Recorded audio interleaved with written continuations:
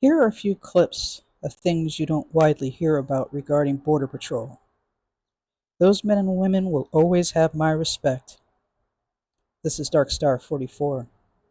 Assaults on Border Patrol agents are on the rise. In fact, recently, an agent was physically attacked, punched in the face, and bit by an illegal migrant who was crossing over the mountain and coming into New Mexico here at the border. The agency said that it happened while taking the illegals into custody. Recently, the CBP sent out a news release saying that they have seen a significant rise in attacks on Border Patrol agents in the El Paso sector of the border, which is where the latest assault took place. They said that border agents in the Santa Teresa station were spit on and bit, while another was ripped off his ATV by an illegal migrant. Over in Lordsburg, they say an illegal migrant shot an agent 2 times, but thankfully the agent survived because of a bulletproof vest. 66 agents have already been assaulted so far this fiscal year in the El Paso sector. Last fiscal year, 104 agents were assaulted. The agent who was bitten was taken to a hospital and is expected to be okay. On the flip side, the illegal migrant was arrested and is being charged with assault.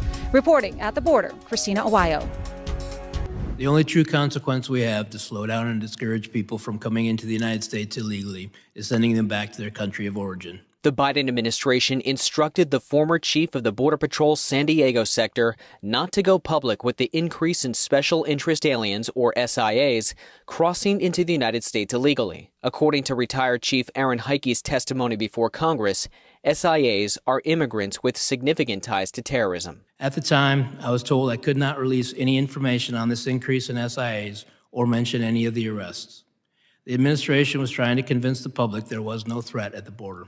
Heike said before the Biden administration, the San Diego sector arrested 10 to 15 SIAs per year.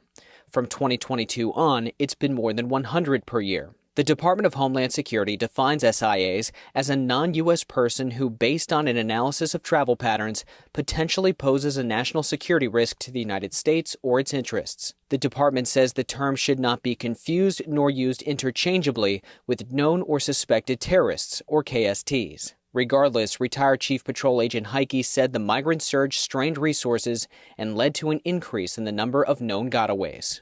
The Border Patrol saw groups of hundreds and thousands coming into the United States and turning themselves in.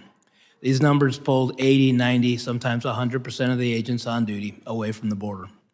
Border Patrol zones across Texas, Arizona, and California had no agent presence for weeks and months at a time. Those who did not want to be caught could simply walk in. We have no idea who and what entered our country over this time. Heike blamed the migrant surge for the increase in Border Patrol agent suicides. Although numbers for the last 2 years are difficult to find, the New York Post reported there were 14 Border Patrol suicides in 2022, nearly double the number in 2020 and 3 times the number in 2014. Meanwhile, Border Patrol agents are continually forgotten and neglected by the media and this administration.